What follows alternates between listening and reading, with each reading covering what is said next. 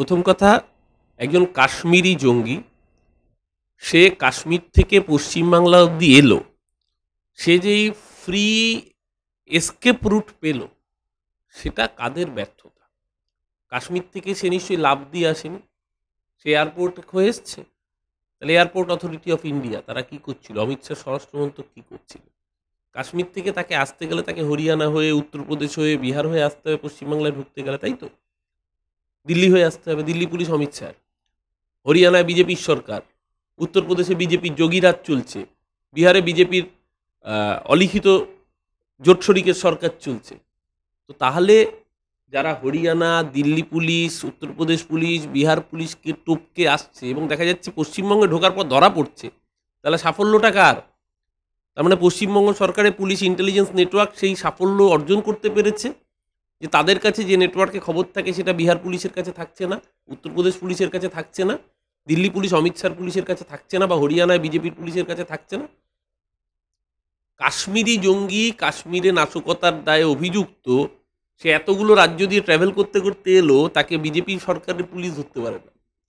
মমতা ব্যানার্জির পশ্চিমবঙ্গ পুলিশ, রাজ্য পুলিশের ডিজি, তাদের গোয়েন্দা নেটওয়ার্ক যে খবর ইনপুট দিয়েছে, সেন্ট্রাল টিমের সাথে ইন্সপেকশনের ভিত্তিতে পরবর্তীকালে রেড হয়েছে এবং রেডের মাধ্যমে আজকে পরিষ্কার সেই জঙ্গিকে এই ক্যানিং থেকে ধরা হয়েছে।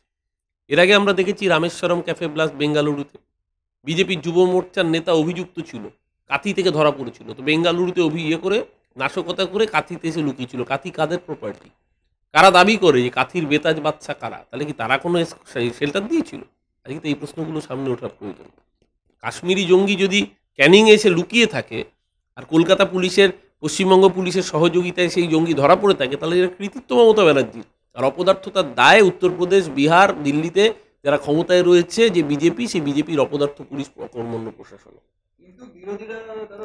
বিরোধীর কাজ রাজনীতি করা, বিরোধীরা রাজনীতি করছে। মমতা ব্যানার্জির কাজ প্রশাসনকে নিরাপত্তা দেওয়া, রাজ্যের মানুষকে নিরাপত্তা দেওয়া। পশ্চিমবঙ্গ পুলিশ সেই কাজ করছে বলে এখান থেকে গ্রেপ্তার হয়েছে, বাকি রাজ্যে গ্রেপ্তার। বিএসএফ কে কাজ করতে দেওয়া হচ্ছে না, তাহলে তার মানে যদি পশ্চিমবঙ্গ পুলিশের ক্ষমতা কেন্দ্রীয় সরকারের বিএসএফ এর থেকে, সিআরপিএফ এর থেকে বেশি থাকে, তাহলে কেন্দ্রীয় স্বরাষ্ট্রমন্ত্রী অমিত শাহ মানে আর থাকা উচিত নয় তার পদে, তাকে অবিলম্বে পদত্যাগ করা উচিত। যদি এরকম অপদার্থ হয় যে পশ্চিমবঙ্গ সরকারের আমলে তারা কাজই করতে পারছে না, কেন্দ্রের সরকার, সেনাবাহিনী তাদের, রাষ্ট্র তাদের হাতে, তারা যদি কাজই করতে না পারে, তাহলে সরকার চালাচ্ছে কেন? ছোট জগন্নাথ ওই বসে থাকার তো কোনো মানে হয় না, ছেড়ে দিক, দেশের দায়িত্ব মমতা ব্যানার্জির হাতে দিয়ে দিক।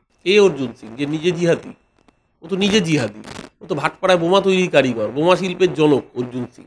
অর্জুন সিং এর কথা আবার গুরুত্ব আছে নাকি? ও আজকে বিজেপিতে, কালকে তৃণমূলে, পরশু আবার বিজেপিতে। ও যখন বিজেপিতে ছিল শ্রমিক ভট্টাচার্যকে কি বলেছিল, যে গালিগালাজ করেছিল, আপনাদের চ্যানেলে আপনি দেখাতে পারবেন না প্রকাশ্যে। শ্রমিক ভট্টাচার্য এখন অর্জুন সিংকে দেখলে মাথা নিচু করে থাকে, কেন থাকে? শ্রমিক ভট্টাচার্য মনে পড়ে যায় যে 2017-18 সালে ওই ভাটপাড়ায় যখন শ্রমিক ভট্টাচার্য গেছিল, তখন অর্জুন সিং হাতা গুটিয়ে মারতে তেড়ে গেছিল, আর যে গালিগালাজ করেছিল সেই গালিগালাজ এখন আপনাদের চ্যানেলে করা যাবে। কোন অর্জুন সিং কি বললো? দেরানার নেতা, আজকে এ দল কালকে ও দল করে বেঁচে থাকে, তার কথা গুরুত্ব দিতে হবে নাকি? শুভেন্দু অধিকারীকে আগে বলুন যে পশ্চিমবঙ্গে বিজেপির যে কটা বিধায়ক আছে সে কটাকে বাঁচিয়ে রাখতে। রোজ তো ঘর ভাঙছে, 77 নিয়ে এসেছিল, 65 কম হয়ে গেছে, আরও 28 জন বিধায়ক লাইন দিয়ে রয়েছে। লিডার অফ অপোজিশন পোস্টটা থাকবে কিনা ওকে দেখতে পাবো না। আজকে নন্দীগ্রামে খুন করিয়েছে, নন্দীগ্রামে চায়ের দোকানে আজকে একজন তৃণমূল কর্মী সমর্থকের মৃতদেহ উদ্ধার হয়েছে। একটু আগের খবর, একটু আগে নন্দীগ্রামের বুকে যে মৃত্যু হয়েছে তার দায়িত্ব কাকে নিতে হবে? নন্দীগ্রামের বিধায়ককে উত্তর দিতে হবে না? কেন তৃণমূল কর্মী একটার পর একটা জায়গায় খুন হচ্ছে? কেন নন্দীগ্রামে সমবায় নির্বাচনের দিন আমাদের কর্মীকে আক্রান্ত হতে হয়েছিল এরকম নৃশংসভাবে? কেন রবীন্দ্রনাথ জানাকে খুন হতে হয়েছিল নন্দীগ্রামে বিধানসভা নির্বাচনের সময়? এই প্রশ্নগুলোর উত্তর দিতে হবে শুভেন্দু অধিকারীকে। আজকে সেন্ট্রাল গভর্নমেন্ট তোমার হাতে আছে বলে, তুমি অতগুলো নিরাপত্তারক্ষী নিয়ে ঘুরছো বলে তুমি নন্দীগ্রামের মানুষকে, বিরোধী দলের মানুষকে খুন করবে, আর তুমি দিনের পর দিন পার পেয়ে যাবে, এই জিনিস চলবে না পশ্চিমবঙ্গের রাজনীতি। তো সিপিএম এর বিরুদ্ধে তো আবার বিজেপি আজ পোস্ট করেছে যে বিকাশ রঞ্জন ভট্টাচার্য নাকি ওই তৃণমূলের হয়ে মামলা লড়ছে। বিজেপি সিপিএম এর সাথে তৃণমূলের সেটিং আগে ঠিক করুক, যে বিরোধীরা কারা কারা তৃণমূলের সাথে সেটিং করবে। আজকে বিজেপির পোস্ট সকালবেলা যে বিকাশ ভট্টাচার্য বিনয় মিশ্রর ভাই বিকাশ মিশ্র হয়ে মামলা লড়ছে, তার জন্য বিকাশ রঞ্জন ভট্টাচার্য সিপিএম তৃণমূলের সাথে আন্ডারস্ট্যান্ডিং করেছে। এবার তৃণমূল নিজের জায়গায় আছে, এবার সিপিএম আন্ডারস্ট্যান্ডিং করছে না বিজেপি আন্ডারস্ট্যান্ডিং করছে, সেটা আগে ঠিক করুক ওরা। আগে ওরা এই প্রশ্নের উত্তর দিক, কে কার সাথে আন্ডারস্ট্যান্ডিং করছে। নিজেরা ভোট ট্রান্সফার না করে নিজেদের পার্টিকে ভোটটা দিতে বলুন ওদেরকে, তাহলেই যথেষ্ট। শুভেন্দু অধিকারী আসলে কারোরই মুখ না, শুভেন্দু অধিকারী সবারই মুখোশ। ও তৃণমূলের না, ও বিজেপির না, ও আরএসএস এর না, ও কারণ না। ও যদি কোনোদিন দেখেন ধান্দাবাজির জন্য এসইউসিআইতে গেলে সুবিধা হবে, ও এসইউসিআইয়ের নেতা হয়ে যাবে। শুভেন্দু অধিকারী কারণ না। জাভেদ খান, ফিরাজ হাকিম ছেড়ে দিন, আপনি শুভেন্দু অধিকারী আগে কার আসলে শুভেন্দুকে দিল্লির নেতৃত্ব বিশ্বাস করছেন। ওই জন্য অমিত শাহ পরশুদিন এসেছিল, পরশুদিনে আগের দিন শিলিগুড়িতে অমিত শাহ এসে শুভেন্দুকে ডাকেনি, দেখা করতে দেয়নি। নরেন্দ্র মোদীর সাথে অ্যাপয়েন্টমেন্ট চেয়েছিল লোকসভা নির্বাচনের পর থেকে, আজ অব্দি নরেন্দ্র মোদীর সাথে দেখা করেনি। 18 থেকে 12-তে নামিয়েছে। শুভেন্দুর হাতে যতদিন বিজেপি থাকবে তৃণমূল নিশ্চিন্ত, কারণ শুভেন্দু হচ্ছে আমাদের লক্ষ্মী বেচা। ও যত গরম গরম ডায়লগ মারবে তত বাংলার মানুষ বিজেপির থেকে দূরে যাবে। 18 থেকে 12 হয়েছে, আগামী দিন শুভেন্দু বিজেপিকে সিপিএম বানিয়ে অর্থাৎ শূন্য বানিয়ে রেখে দেবে। শুভেন্দুকে আমার মাঝে মাঝে মনে হয় শুভেন্দু বোধহয় আসলে সবচেয়ে বড় তৃণমূল। ও বিজেপিতে গেছেই বিজেপিকে নষ্ট করার জন্য, ধ্বংস করার জন্য। শুভেন্দু যতদিন বিজেপিতে থাকবে আমরা নিশ্চিন্ত থাকবো। তিনি আবার এমনটাও শওকত মোল্লার উদ্দেশ্যে বললেন যে জঙ্গি হওয়ার অপরাধে হয়তো কোনদিন শওকত মোল্লাকেও পুলিশ গ্রেফতার করতে পারে। সে পুলিশ মন্ত্রী কে? কেন্দ্রীয় পুলিশ মন্ত্রীর নাম শুভেন্দু অধিকারী, তো পুলিশ মন্ত্রীর নাম তো অমিত শাহ, কেন্দ্রীয় স্বরাষ্ট্রমন্ত্রীর নাম। বলুক না যে গ্রেপ্তার করতে। এখন যদি জাতীয় নিরাপত্তা উপদেষ্টার নাম অজিত দোভালের বদলে শুভেন্দু অধিকারী বা সজল ঘোষ হয়, তাহলে তারা এই ধরনের ডায়লগ দিক। তাহলে নিরাপত্তা উপদেষ্টা হিসেবে অজিত দোভালকে সরিয়ে দিক, সরিয়ে দিয়ে শুভেন্দু আর এই সজলকে ওখানে নিরাপত্তা উপদেষ্টা হিসেবে নিয়োগ করুক।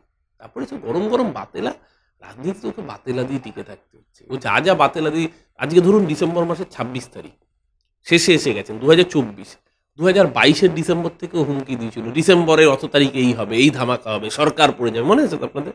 ডিসেম্বরে এই হবে, তারপরে 19শে ডিসেম্বর এই হবে, তারপরে 30শে ডিসেম্বর এই হবে। 22 সাল থেকে আজ অব্দি সরকার পড়া তো দূর, শুভেন্দুর এমএলএর সংখ্যা একটা একটা করে পড়ছে। আগে নিজের লিডার অফ অপোজিশনটা বাঁচাতে পারবে কিনা সেই দিকে নজর রাখুন। পাসপোর্ট দেয় কেন্দ্রীয় স্বরাষ্ট্র মন্ত্রক, কেন্দ্রীয় বিদেশ মন্ত্রক, তাদেরকে জিজ্ঞাসা করুন। আর যে ঘটনায় ধরা পড়েছে এই জাল, তার মধ্যে সবচেয়ে বেশি ধরা পড়েছে বিজেপি শাসিত আসাম আর ত্রিপুরা। পশ্চিমবঙ্গে 2 জন ধরা পড়েছে, কেরালায় 1 জন ধরা পড়েছে। সারা ভারতবর্ষে এই নেটওয়ার্ক যদি ছড়িয়ে থাকে, তার জন্য অপদার্থ বিদেশ মন্ত্রককে এর কৈফিয়ত দিতে হবে। কেন বাংলাদেশের সিচুয়েশন আগে অ্যান্টিসিপেট করতে পারেনি? প্রতিবেশী রাষ্ট্রে এইরকম নাশকতামূলক কাজ চলছে, কেন বিদেশ মন্ত্রকের কাছে সেই খবর ছিল না? ঘটনা ঘটার পরে কেন নড়েচড়ে বুঝতে হয়? কেন ঘটনা ঘটার আগে সেগুলোকে ঠেকানো যায় না? সেই ব্যর্থতার দায় কেন্দ্রীয় বিদেশ মন্ত্রক নিশ্চিতভাবে দায়িত্ব নিতে হবে। আমরা যে কোনো জাতীয়তাবাদী মানুষ, দেশের যখন ক্রাইসিস, দেশের সরকারের সাথে নিশ্চয়ই থাকবে। মমতা ব্যানার্জিও তাই বলেছেন। কিন্তু এই ব্যর্থতার দায় অমিত শাহ, নরেন্দ্র মোদীদের নিতে হবে যে কেন আগাম খবর, সতর্কতামূলক খবর তাদের হাতে ছিল না। কোন রাজ্যবাসী? যে রাজ্যবাসী 6টায় 6টা শূন্য করে বিরোধীদের ভাগিয়ে দিয়েছে, যে রাজ্যবাসী 6টায় 6টা তৃণমূলকে জিতিয়েছে, আপনাকে কে, কোন রাজ্যবাসী বলেছে যে আমি নিরাপত্তায় ভুগছি? আপনি রাস্তায় বেরোন, রাস্তায় বেরিয়ে 100টা লোককে জিজ্ঞাসা করুন আপনি কি নিরাপত্তায় ভুগছেন? লোকটা বাড়িতে গিয়ে দিব্যি ক্রিসমাস কার্নিভাল ছেড়ে এই এত ডায়লগ মারছে। কিরম নিরাপত্তায় ভুগছে জানেন? কালকে 25শে ডিসেম্বর ছিল, পার্ক সিটি যাবেন বুঝতে পারবেন কিরম নিরাপত্তায় ভুগছে। কাতারে কাতারে লক্ষ লক্ষ মানুষ। নিরাপত্তায় যদি ভুগতো তাহলে লক্ষ লক্ষ মানুষ রাস্তায় উৎসব করতো না। ওই জন্য ওরা চেয়েছিল উৎসব বাতিল করতে। বাংলার মানুষ প্রমাণ করেছে উৎসবে সামিল হয়ে যে বাংলা, পশ্চিমবঙ্গের কলকাতা ভারতবর্ষের মধ্যে নিরাপত্তম শহর। কালকের পার্ক স্ট্রিট, কালকে কলকাতা, কালকের ব্যান্ডেল চার্চ, কালকের বো ব্যারাক, কালকের ক্যাথিড্রাল, কালকের পশ্চিমবাংলার বিভিন্ন শহর এবং শহরতলি, তাদের চার্চ, তারা প্রমাণ করে দিয়েছে যে পশ্চিমবঙ্গের মানুষ ভালো আছে, শান্তিতে আছে, উৎসবে আছে, আনন্দে আছে। প্রমাণ করে দিয়েছে জনসমুদ্র যে বাংলা পশ্চিমবঙ্গের মধ্যে নিরাপত্তম শহর। তাই লক্ষ লক্ষ মানুষের জনসমাগম কালকে কলকাতা রাজপথ, বাংলা রাজপথ।